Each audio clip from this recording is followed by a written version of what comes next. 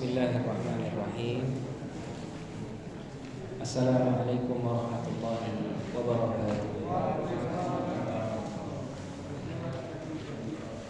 Innal hamdalillah nahmaduhu wa nasta'inuhu wa nastaghfiruh wa na'udzu billahi min shururi anfusina wa min sayyiati a'malina, may yahdihillahu fala mudilla lahu wa may yudlilhu fala hadiya lahu.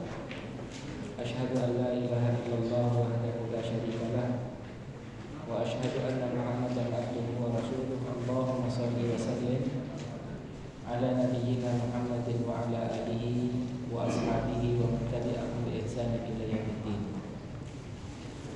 Allahumma arzuqna al-ilma ma yanfa'una warzuqna al-amala ma 'allamtana rabbana zidna ilman nafi'an warzuqna fahman jayyidan.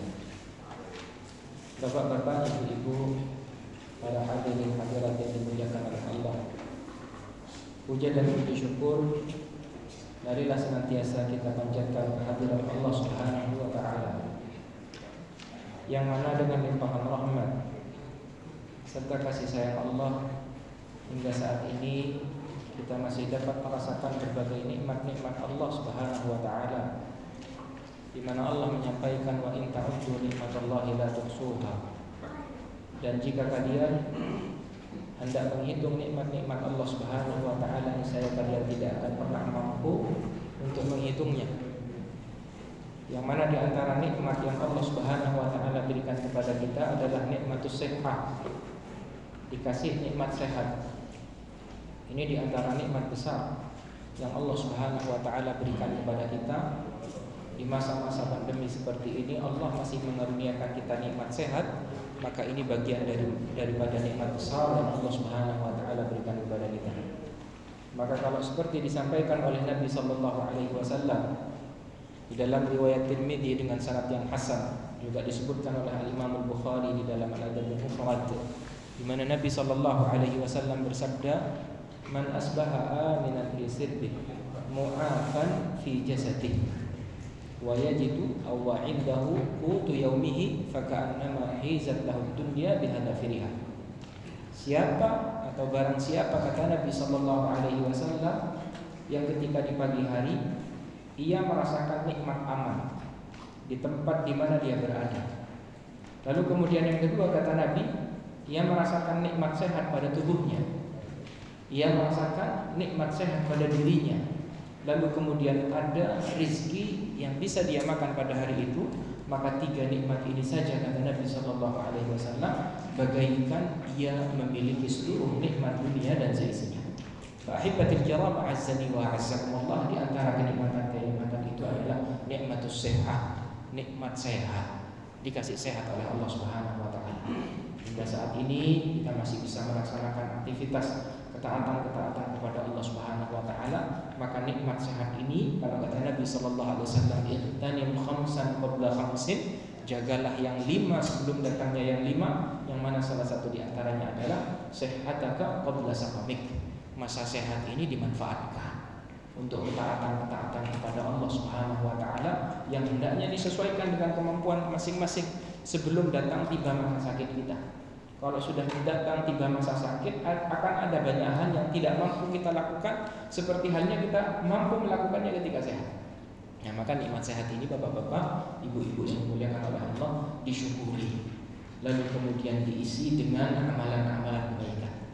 Seperti ketika Nabi melaksanakan sholat malam, sampai kaki Nabi sallallahu alaihi wasallam membengkak. Lalu kemudian Aisyah berkata kepada Nabi, "Ya Rasulullah, lima taf'alu hadza wa qad ghafarallahu laka ma taqaddama min dhanbika wa ma ta'akhkhar."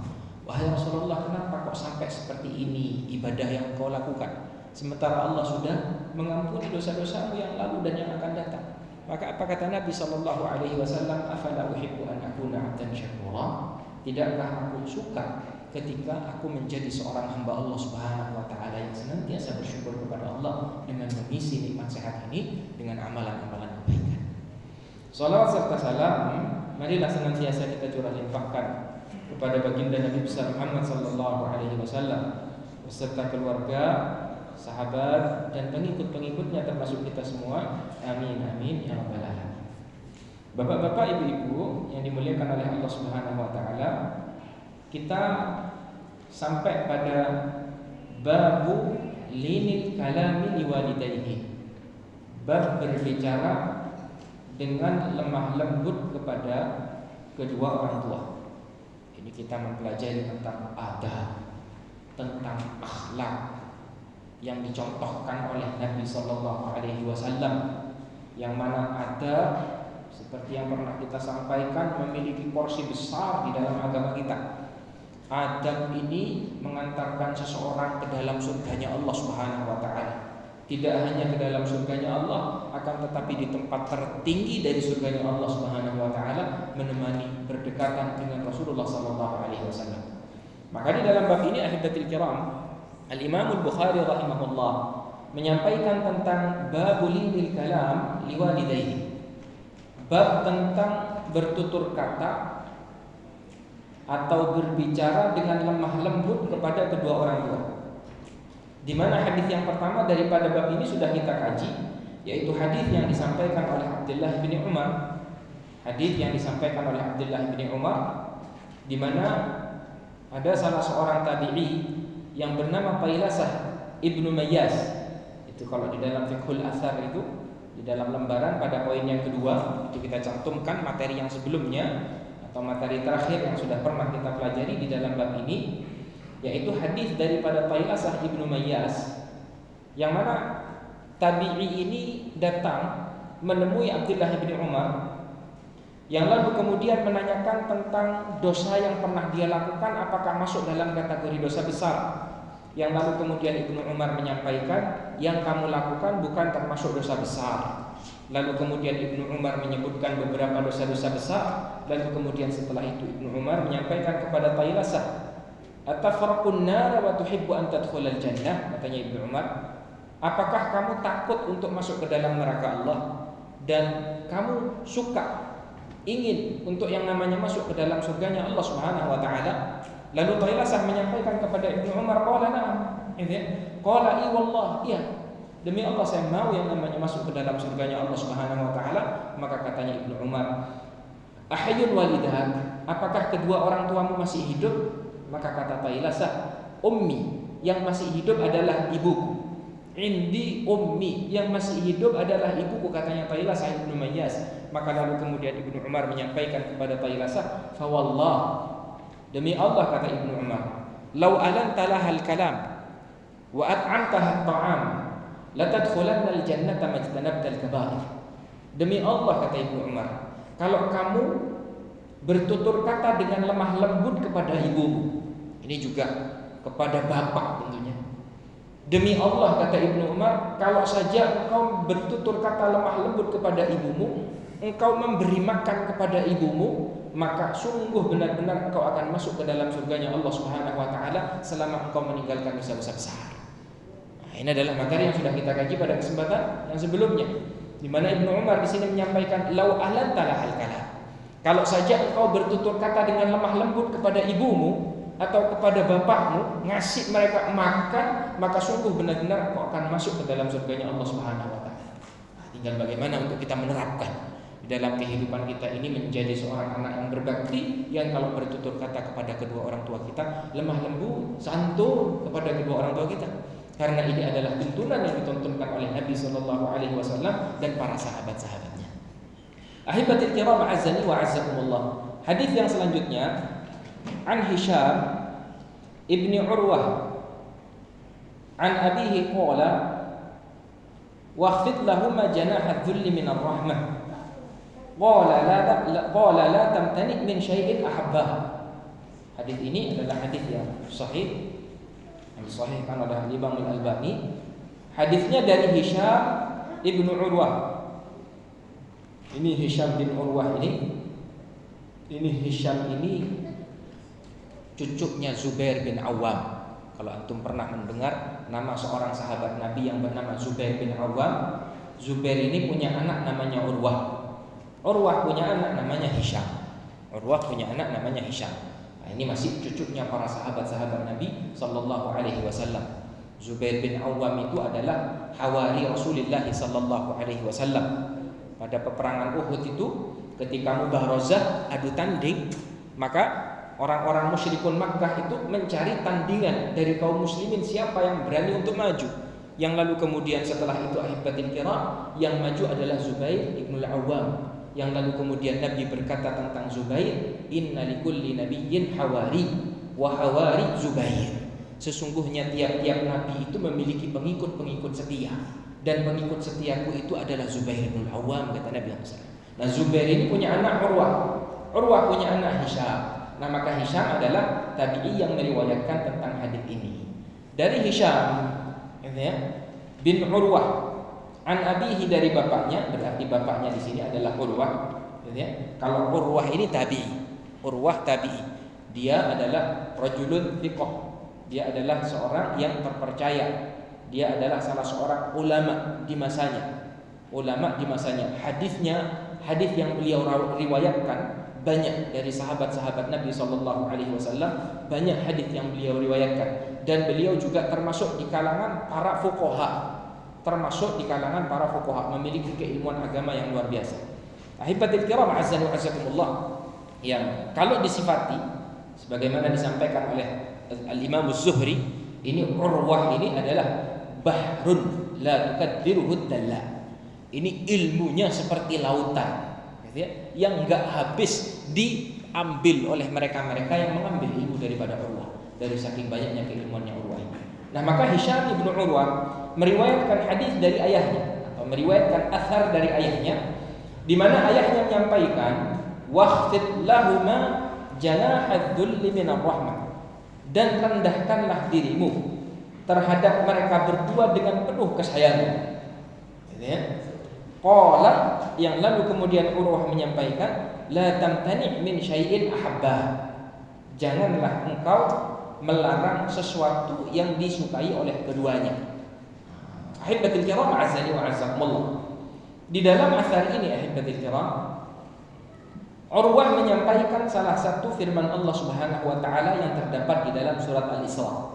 Ini disebutkan secara lengkap di dalam surat Al-Isra pada ayat yang ke-23 dan ayat yang ke-24, di mana Allah Subhanahu wa taala menyampaikan wa qadha rabbuka alla ta'budu illa iyyah wa bil walidaini ihsana. Allah menetapkan bahwasanya janganlah kalian menyembah kecuali kepada Allah Subhanahu wa taala, dan hendaknya berbuat ihsan kepada kedua orang tua. Imma yablughanna 'indakal kibara ahaduhuma aw kilahuma. Entah ketika keduanya sampai berada pada usia sepuh, keduanya atau salah satu dari keduanya, kata Allah, fala taqul lahuma uff. Seorang anak itu jangan sampai mengucapkan kata-kata kata-kata uff. Uff ini adalah kalimatut tadajjur, kata-kata penolakan yang diucapkan oleh seorang anak, di mana para ulama menyampaikan kalau misalkan ada kata-kata yang lebih ringan dari kata uff sebagai bentuk penolakan seorang anak kepada kedua orang tuanya, maka niscaya akan dilarang oleh Allah Subhanahu wa taala. Ada yang diajarkan oleh Allah Subhanahu wa taala kepada umat Nabi Muhammad sallallahu alaihi wasallam. Fala taqul lahuma uff. Janganlah kalian berkata kepada kedua orang tua kalian atau uff sebagai bentuk penolakan, wala tanharhuma, dan janganlah membentak keduanya. Apalagi membentak uff saja dilarang, apalagi membentak. Dan disampaikan oleh Allah dilarang juga wala tanharhuma, dan jangan membentak keduanya. Wa qul lahuma qaulan karima, dan hendaklah kalian bertutur kata dengan perkataan-perkataan yang mulia kepada kedua orang tua kalian. Ahibatil kiram azza wa jazakumullah. Yang lalu kemudian pada ayat yang ke-24 Allah Subhanahu wa taala menyampaikan waqfid lahuma janahadz dzulli minar rahmah. Hendaklah kalian hamba-hamba Allah Subhanahu wa taala merendahkan diri kalian dengan penuh kasih sayang kepada kedua orang tua kalian. Nah, ini adalah yang disampaikan oleh Urwah kepada anaknya, kepada Hisham, di mana Urwah menyampaikan firman Allah Subhanahu wa taala, "Wakhfid lahuma janahadz dzulli minar rahmah." Janah itu apa artinya? Janah. Janah. Ada yang tahu? Sayap, gitu ya. Janah itu artinya sayap. Jamaknya ajnihah. Gitu ya. Janah itu artinya adalah sayap. Ini kita sebutkan di sini kalau tidak salah. Ya. Yang mana janah itu ahibatil kiram azzani wa azzakumullah, ia pun di samping memiliki makna sayap, ini juga memiliki makna tangan bagi manusia. Ya, jadi tangannya manusia itu kalau di dalam bahasa Arab juga dinamakan dengan janah. Maka ketika Allah mengisahkan tentang kisahnya Nabi Musa alaihissalam ketika berhadapan dengan Fir'aun, itu kita cantumkan pada poin yang kelima, di poin yang B itu di dalam surat Al-Qasas. Surat Al-Qasas, kalau tidak salah pada ayat yang ke-32 itu, wadmum ilaika janahaka minar rahbi. Gitu ya. Allah Subhanahu wa taala berpesan kepada Nabi Musa, wahai Nabi Musa, ketika engkau bertemu dengan Firaun, lalu kemudian engkau merasakan rasa takut ketika bertemu dengan Firaun, maka dekapkanlah kedua tanganmu ke dadamu.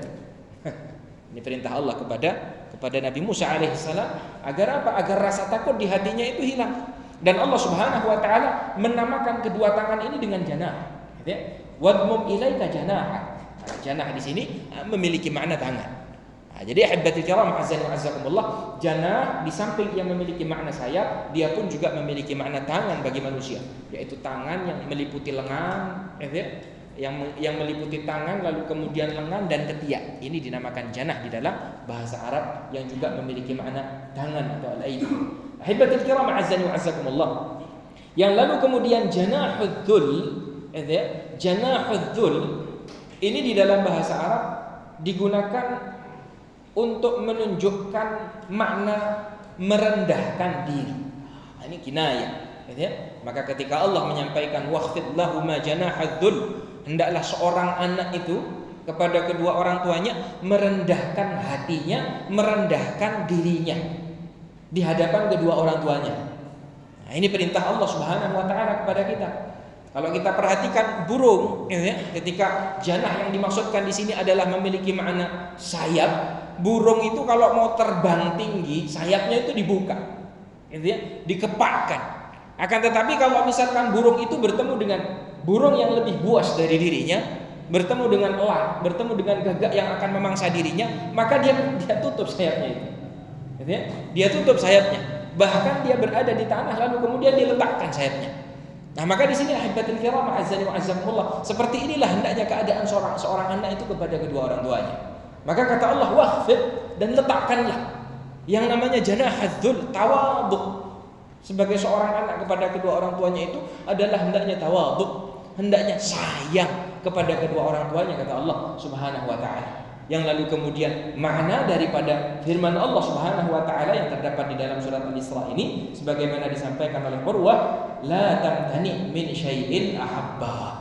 Makna daripada wakhfid lahum janahadzul, anak itu jangan menghalangi apa yang diinginkan oleh bapak ibunya selama tidak menyelisihi syariat Allah Subhanahu wa taala, maka jangan dilarang. Ini seperti yang disampaikan oleh Urwah, seperti disebutkan oleh Al-Imam Al-Bukhari di dalam Al-Adabul Mufrad dengan sanad yang sahih. Ahbabi wa zumala ya azani wa azakumullah. Ala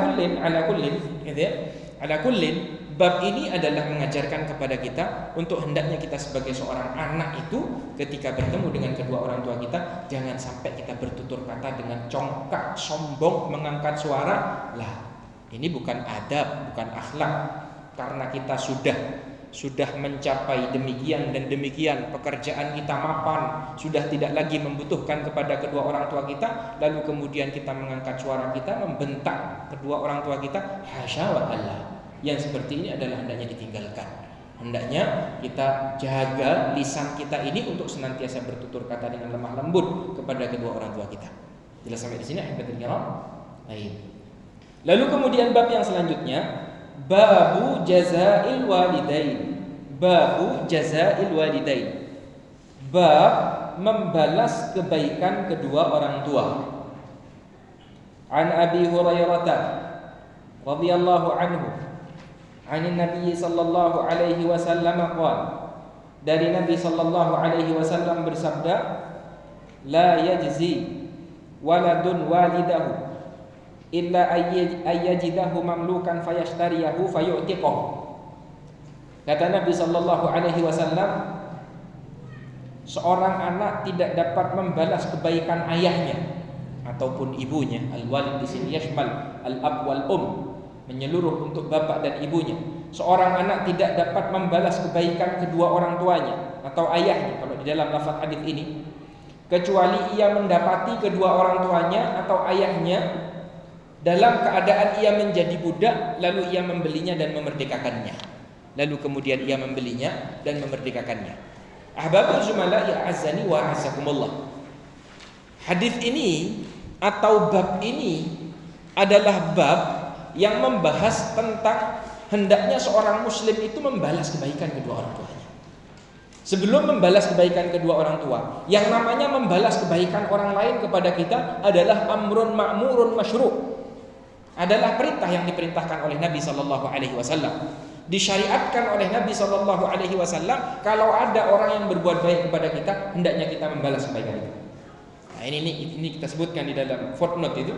Di dalam footnote itu, kalau pada fiqhul hadis pada poin yang pertama, pada footnote itu kita cantumkan hadis Nabi yang diriwayatkan oleh Al-Imam Abu Dawud dengan sanad yang sahih, di mana Nabi menyampaikan man shana'a ilaikum ma'rufan fakafi'uhu. Siapa-siapa kata Nabi sallallahu alaihi wasallam yang berbuat baik kepada kalian, maka hendaknya kebaikan itu dibalas. Ya? Hendaknya kebaikan itu dibalas kata Nabi sallallahu alaihi wasallam. Fa illam tajidu ma tukafi'unahu fad'ulah. Kalau misalkan kita tidak memiliki apa-apa yang dapat kita berikan kepada saudara kita untuk membalas kebaikannya, fad'ulahu kata Nabi, maka hendaknya kita mendoakan kebaikan untuknya. Hatta dhannu annakum qad kafatumuh, sampai orang yang sudah berbuat baik kepada kita ini mengira bahwasanya kita ini sudah membalas kebaikannya. Untuk bagaimana syariat Nabi kita Nabi Muhammad sallallahu alaihi wasallam, sebuah syariat yang sangat luar biasa. Kita berbuat baik, ya ada orang lain berbuat baik kepada kita, dibalas kebaikannya. Fulan memberi kita sesuatu, balas pemberian itu. Ini perintah Nabi sallallahu alaihi wasallam. Maka dari orang-orang yang berbuat baik kepada kita, yang paling utama adalah tentunya orang tua kita. Al-ab wal bapak ibu kita, yang mana keduanya ini merupakan sebab kita ada di dalam kehidupan dunia ini. Kebaikan mereka berdua adalah wajib untuk kita balas. Wajib untuk kita membalas kebaikan mereka berdua. Terus berusaha untuk bagaimana kita membalas kebaikan keduanya. Maka Nabi sallallahu alaihi wasallam di dalam hadis ini menyampaikan, la yajzi waladun walidah.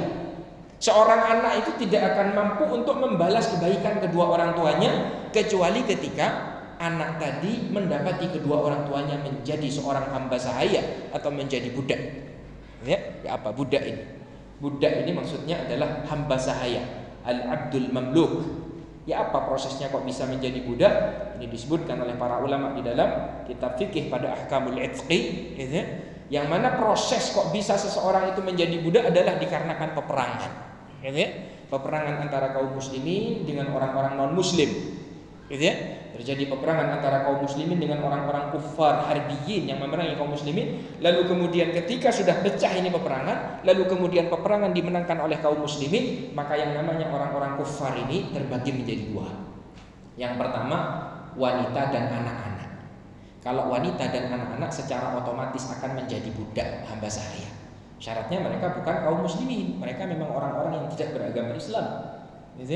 Dari kaum musyrikin kah, itu orang Nasrani kah, orang Yahudi, orang Majusi.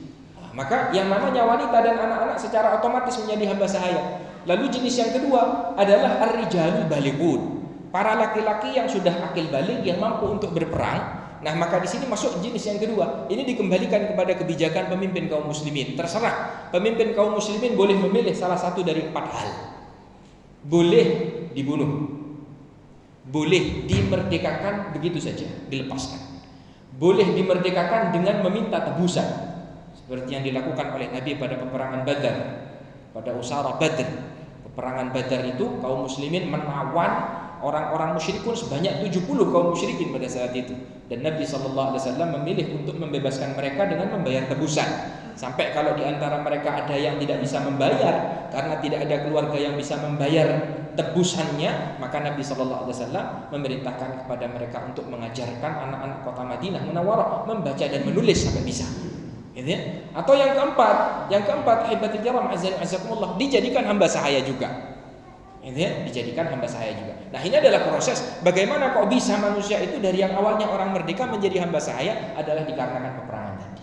Nah, maka kata Nabi Shallallahu Alaihi Wasallam, seorang anak itu tidak bisa yang namanya membalas kebaikan bapaknya, membalas kebaikan ibunya, kecuali ketika sang anak mendapati bapak dan ibunya ini berada dalam keadaan menjadi abdun mamluh, menjadi hamba sahaya yang lalu kemudian dia beli, yang lalu kemudian dia merdekakan. Nah, maka ahbatul kiram azzani wa azzakumullah, ini adalah kata Nabi sallallahu alaihi wasallam yang mana kalau disampaikan oleh Nuruddin As-Sindi, ini sebagaimana pada poin yang keempat itu ya. Nuruddin As-Sindi di dalam Syarah Sunan Ibnu Majah, beliau menyampaikan bahwasanya seorang hamba sahaya bagaikan orang yang binasa fi halak. Orang kalau sudah menjadi hamba sahaya itu posisinya sudah seperti barang, diperjualbelikan, diwariskan, Maka yang namanya seorang manusia kalau menjadi hamba sahaya, katanya Nuruddin As-Sindi, maka dia berada di dalam kebinasaan. Maka ketika ada seorang anaknya dia yang memerdekakan bapak tadi atau ibu tadi, maka bagaikan ia telah menyelamatkan orang tuanya dari kebinasaan. Maka di sini ada kesamaan, yang mana anak ini ada di dalam kehidupan dunia dikarenakan sebab daripada kedua orang tua. Maka ketika seorang anak ini membebaskan orang tuanya yang menjadi hamba sahaya, maka orang tua yang menjadi hamba sahaya ibarat sudah binasa kembali menjadi selamat hidup lagi dikarenakan sudah dimerdekakan, kembali menjadi orang merdeka. Gitu ya. Ini sebagaimana disampaikan oleh Nuruddin As-Sindi di dalam Syarah Sunan Ibnu Majah. Ahbabul zumala ya azani wa azakumullah. Tapi kalau di zaman sekarang belum ada, tapi akan kembali ada, akan kembali ada, karena peperangan akhir zaman telah dikabarkan oleh Nabi Shallallahu Alaihi Wasallam dan akan terjadi di akhir zaman nanti. Wasata'udul khilafatu ala minhajin nubuwah, kata Nabi Shallallahu Alaihi Wasallam.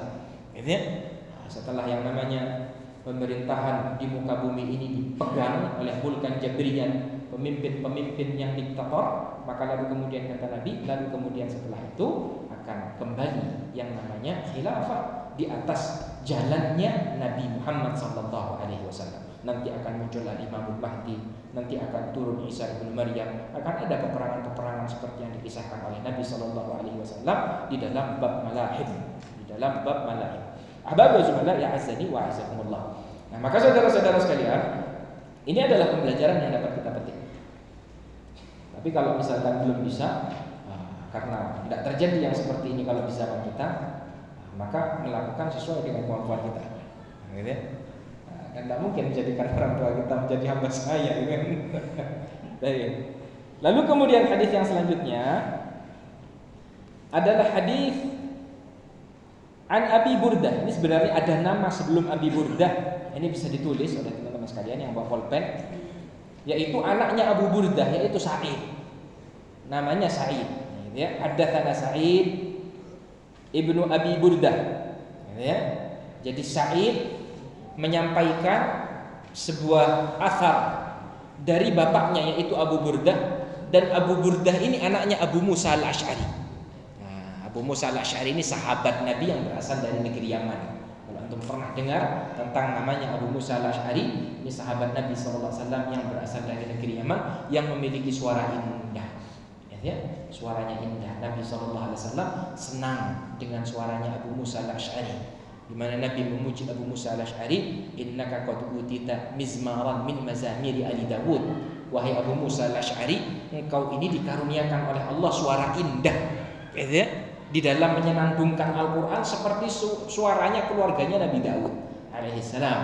Katanya Nabi SAW kepada Abu Musa Al-Asy'ari. Ahbabul zumala ya azani wa azzakumullah. Qala sami'tu abi. Nah, ini yang berkata ini Sa'id.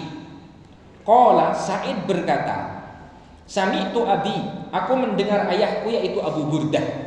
Aku mendengar ayahku yaitu Abu Burdah. Kalau Abu Burdah ini namanya Harith. Dalam riwayat namanya Amir. Dalam riwayat namanya ya kunyahnya ini sudah. Abu Burdah nama plus kunyah.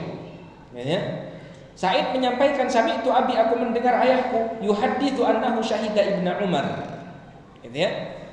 Aku mendengar bapakku menyampaikan bahwasanya ia pernah menyaksikan Abdullah bin Umar.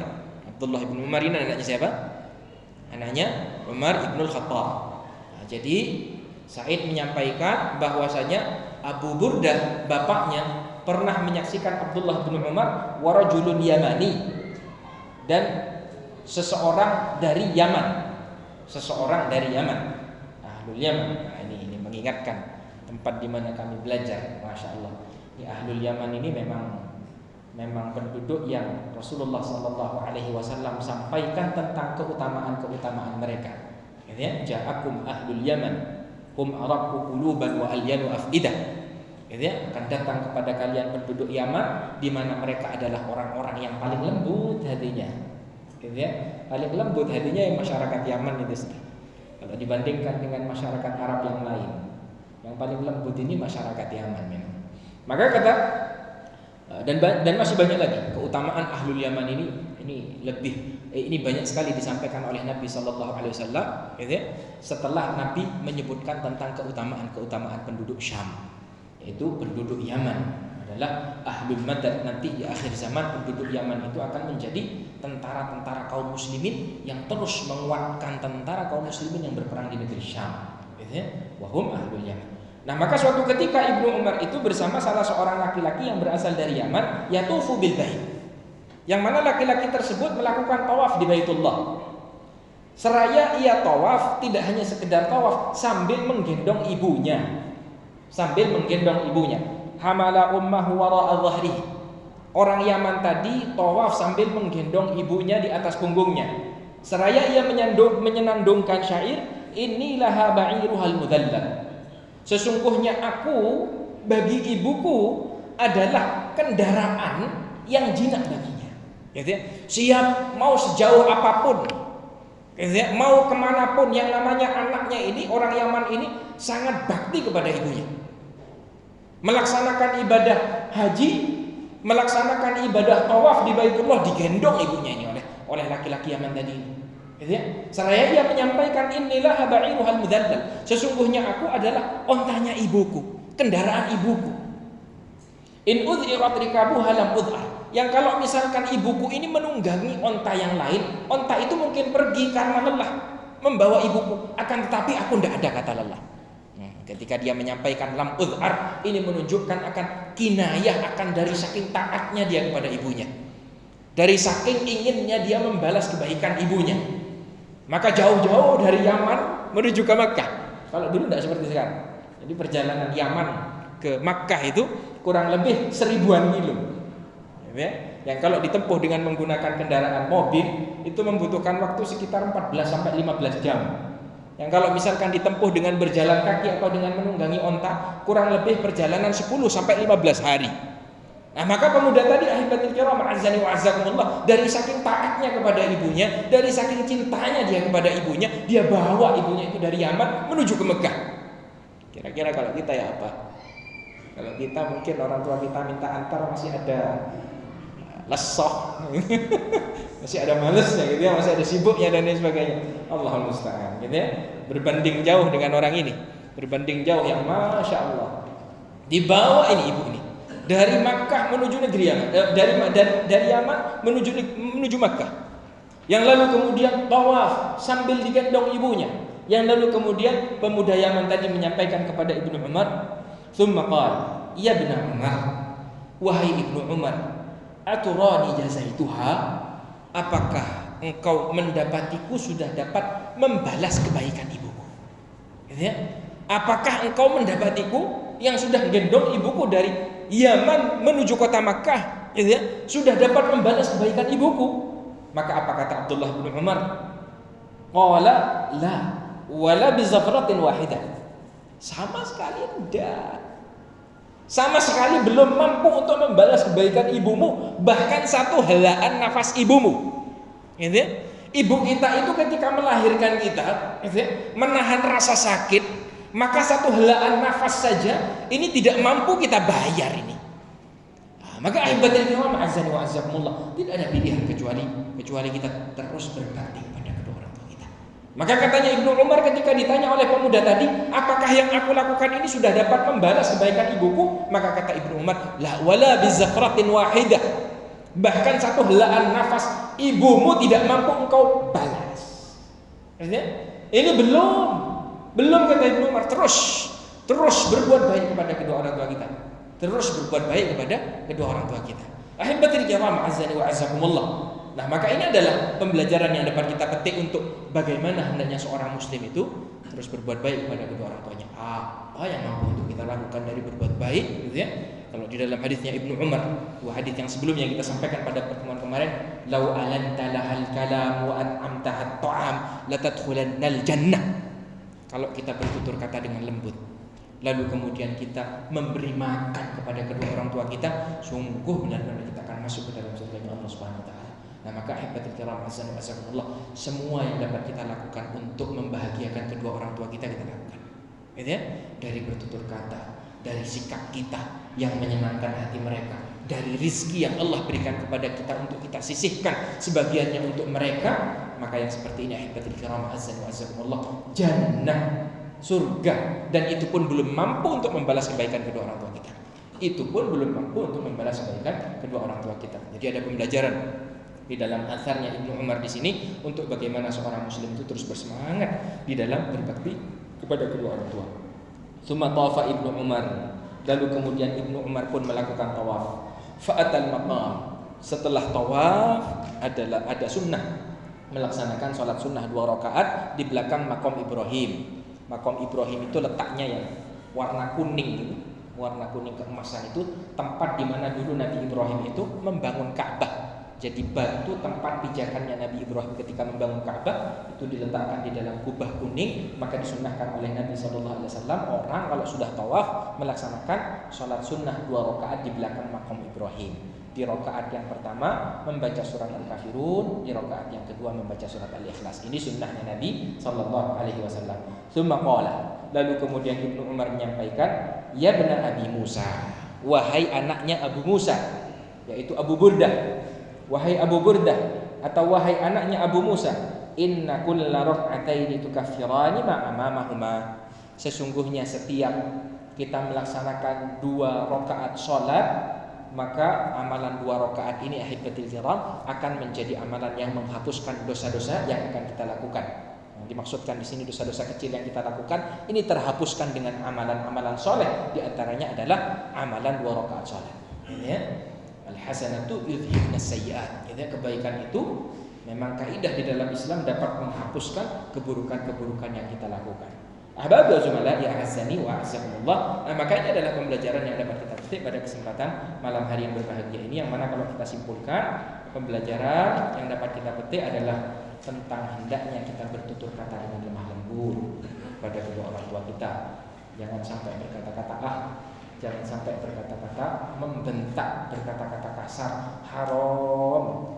Hendaknya kita bertutur kata dengan lemah lembut. Yang kalau katanya Urwah tadi, la tamtani, seorang anak itu hendaknya jangan melarang apa yang disukai oleh kedua orang tuanya selama tidak menyelisihi syariat Allah Subhanahu wa taala. Lalu pembelajaran yang kedua adalah tentang bagaimana seorang muslim terus membalas kebaikan kedua orang tuanya.